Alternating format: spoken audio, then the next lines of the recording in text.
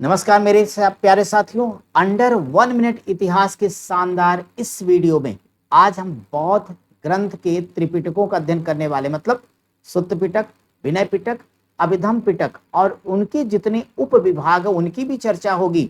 ये 1 मिनट की वीडियो आपके लिए बहुत ही हेल्पफुल होने वाली है। आप खुद हमें कमेंट करके बताना।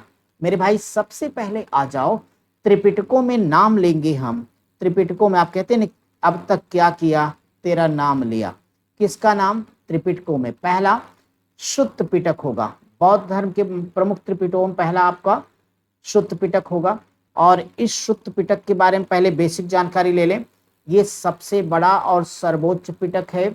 इसमें है क्या? शुत्त पिटक में बुद्ध के धार्मिक सिद्धांतों को संवाद रूप में संकलित किया गया है। अब इस शुत्त पिटक के प्रमुख भाग बार बार पूछे जाते हैं, ये भूलना मत, एक एक तैयार कर लेना, भूलने का चांस होगा तो कॉपी पे नोट कर लीजिएगा। शुत्त पिटक के भागों में एक एक देखिए। इसका एक प्रमुख भाग आपका क्या हो जाएगा? दीर्घ निकाय या दीर्घ निकाय सबसे लंबा है। दूसरा भाग इसका कहलाता है मध्यम निकाय। मध्यम अगला इसका भाग कहलाता है संयुक्त निकाय। और ये आपका है क्या? अंगुत्तर निकाय। क्या अंगुत्तर नगर याद आया? ये वही अंगुत्तर निकाय जिसमें 16 महाजनपदों की विस्तार से आपको जानकारी मिलती माय डियर। इसका एक अगला भाग है, वो भी बहुत इंपॉर्टेंट है, खुद्दक निकाय। अब इस खुद्दक निकाय के भी कई भाग हैं, चूंकि पूछे गए इस नाते हमें आपको बताना था। खुद्दक निकाय के भागों में एक आपका प्रमुख हो जाएगा धम्मपद।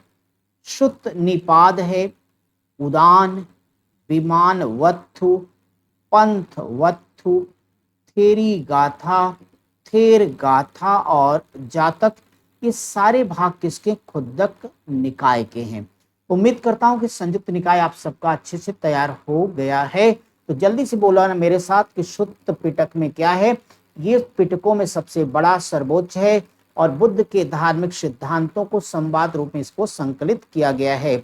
इसके जो भाग हैं उनमें आपका दीर्घ निकाय, मध्यम निकाय, संयुक्त निकाय, अंगुत्तर निकाय और खुद्दक निकाय इसके प्रमुख भाग हैं। मेरे साथ रिवाइज करते हुए आगे बढ़ जाना। खुद्दक निकाय के नीचे पार्ट लिखे हैं, इनमें से किसी भी 3 का नाम आपको कमेंट बॉक्स में अपने मन से डाल देना है जो आपको पसंद आते हो इंपॉर्टेंस के लिहाज से। मेरे दोस्त, अब हम आपको विनय पिटक के बारे में यहां बताने चल रहे हैं।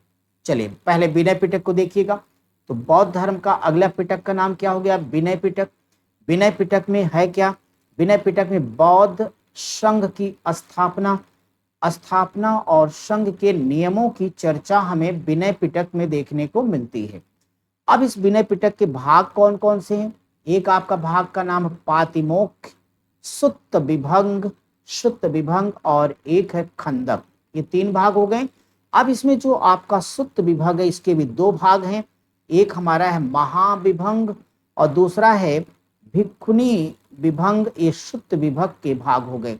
इसी प्रकार से इसका जो खंडक है 2 भाग है, एक महावग और दूसरा कहलाता है चुल्लवग। अब आइए हम अगले पिटक की तरफ आते हैं। अगले पिटक का नाम आपने पढ़ लिया कि ये है हमारे पास कौन सा? ये अभिधम्म पिटक हो गया। ये पिटक किस रूप में है? तो ध्यान देना, ये प्रश्नोत्तर के रूप में है और इस पिटक में बौद्ध धर्म का दार्शनिक पक्ष दिया गया है। इसके संकलनकर्ता कौन है? तो मोग्गलीपुत्र तिष्य हैं। अभिधम्म पिटक में पहली बार संस्कृत भाषा का प्रयोग किया गया है और इसकी रचना आपको याद है ना, तृतीय बौद्ध संगीति में की गई।